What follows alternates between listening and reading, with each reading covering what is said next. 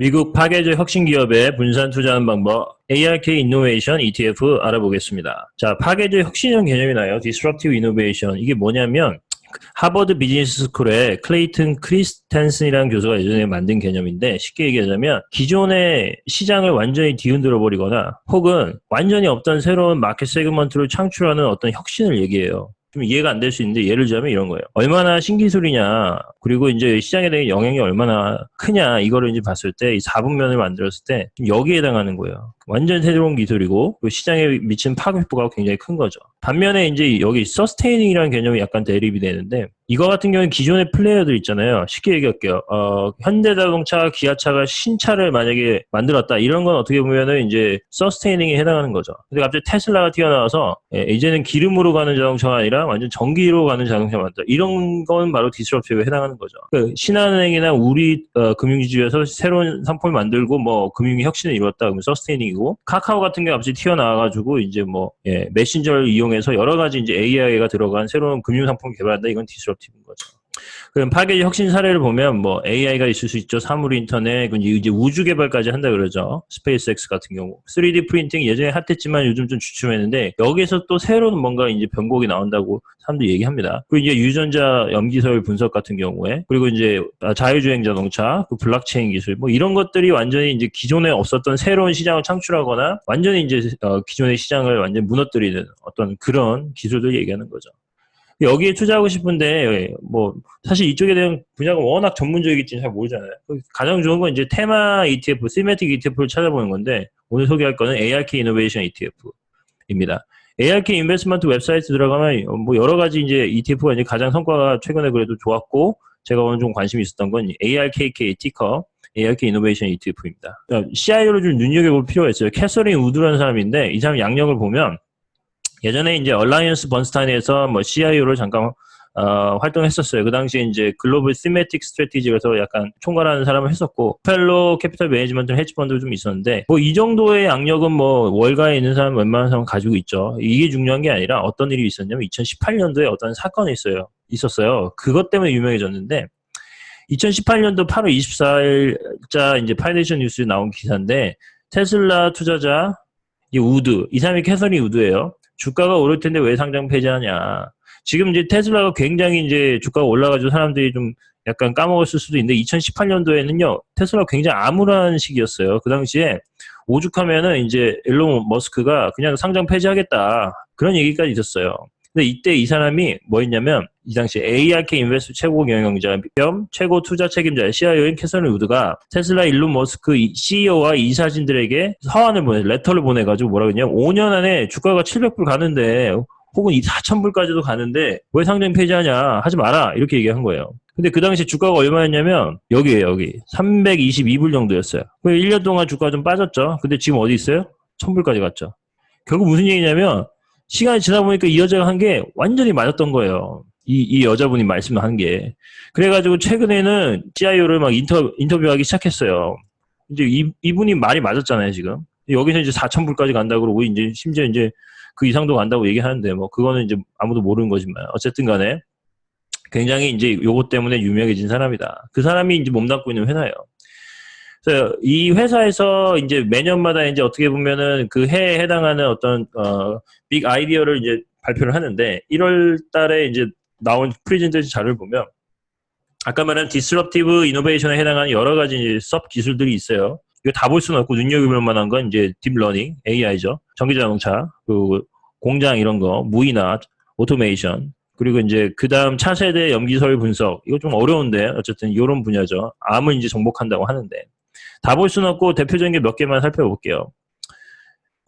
여기서 보면 AI가 지금 이제 최근에 뭐 알파고 때문에 뭐 몇 년 전에 유명해졌지만, 이제는 무슨 얘기까지 하냐면 거의 사람 수준에 필적할 만한 이제 언어를 구사할 수 있는 시기가 지금 열린다. 컴퓨터 기술의 발달로 이제 이런 머신 러닝이 발달해서 이런 시기가 열린다. 성장성이 굉장히 높다.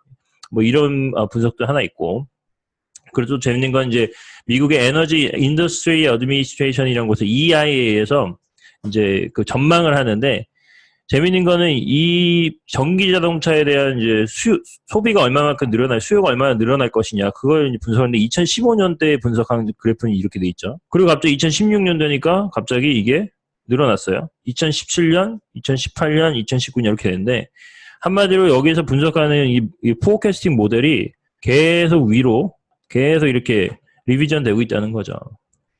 근데 이 ARK에서 분석하는 거는 이 정도가 아니에요.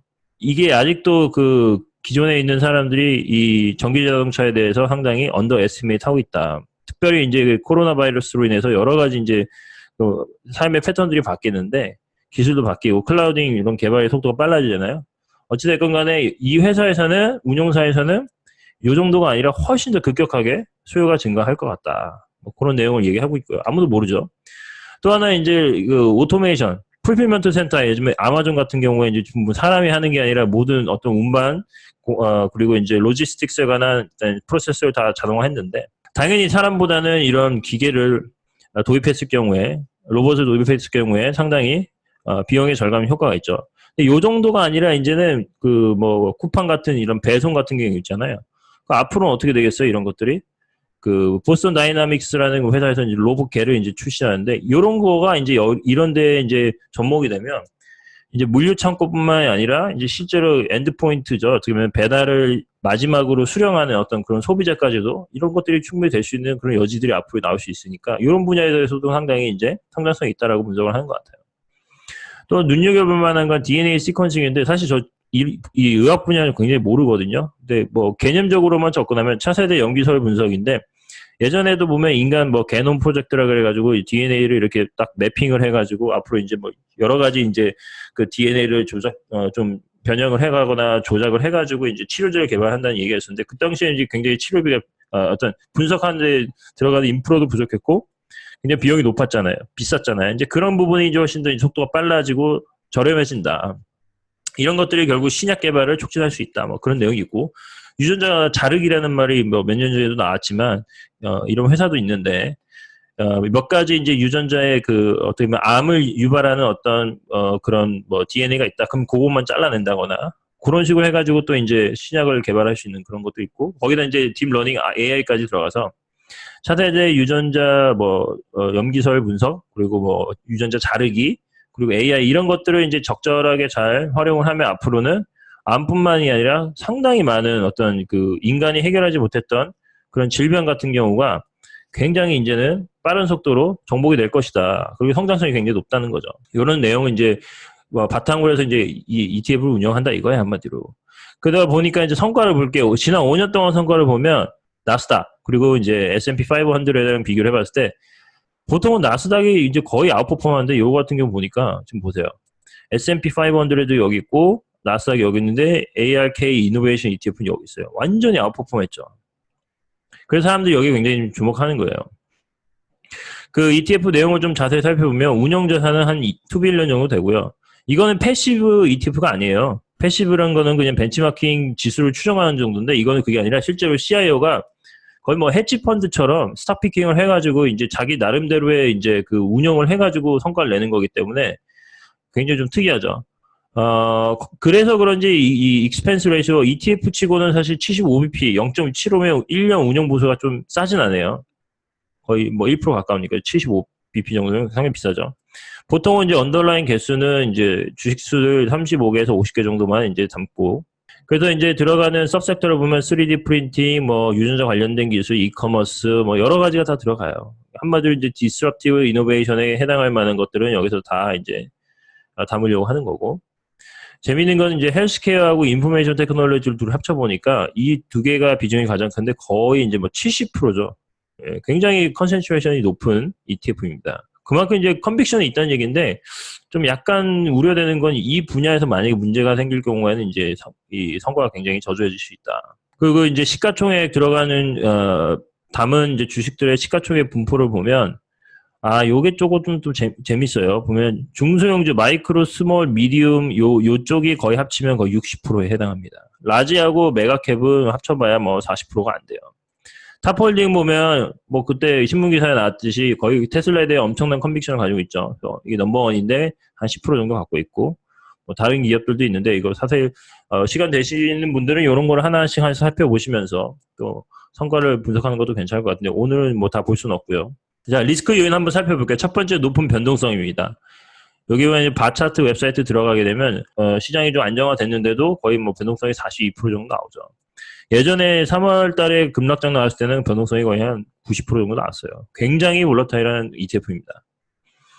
두 번째는 이제 특정 섹터와 종목에 대한 높은 집중도다. 아까 말씀드렸죠. 그 헬스케어하고 기술에 관한 비중이 거의 한 70이고 테슬라 한 종목이 거의 10% 이상 담는 굉장히 이제 그 집중도가 높죠. 그렇기 때문에 몇 가지 섹터랑 이제 종목이 무너지면 요 성과가 굉장히 저조해질 수 있다. 그런 리스크가 있고요. 세 번째 아까 말씀드렸듯이 이제 중소형주 비중이 합해서 60% 이상이다. 자, 정리해 보겠습니다. 첫 번째, 파괴적 혁신, 디스럽티브 이노베이션 성장성에 주목하자. 두 번째, 액티브 ETF. 왜냐면 이 분야가 저희가 개인적으로 상당히 팔로우하기 힘든 분야거든요. 이럴 경우에는 좀 전문가들한테 맡기는 게 좋잖아요. 그 기존에 있는 벤치마크도 사실 맞닿은 게 없고, 그렇기 때문에 ETF지만 액티브하게 운영이 되는 헤지펀드처럼 ARK 이노베이션 ETF 고려해볼 만하다. 세 번째는 이제 변동성과 여러 가지 특정 섹터에 대한 어떤 그 집중도 그리고 어떤 중소형주를 굉장히 많이 담고 있다. 뭐 이런 등등의 리스크 요인을 잘 감안해서 만약에 투자하시더라도 이제 분산 투자를 하는 거를 이제 고려해볼 만합니다. 최근에 테슬라도 많이 올랐잖아요. 더 올라갈 수도 있지만 또 조정이 심하게 될 수도 있으니까 그런 마켓 타이밍 같은 것도 이제 좀 어떻게 보면 개인이 하기 힘드니까 분산 투자가 제일 좋을 것 같고요. 다음 판단은 각자 알아서 하시고요. 절대 추천 아닙니다. 오늘 내용이 마음에 드셨으면 구독, 좋아요, 알림 설정 누르시고 다음에 더 좋은 내용으로 유익한 내용으로 찾아뵙도록 하겠습니다. 감사합니다.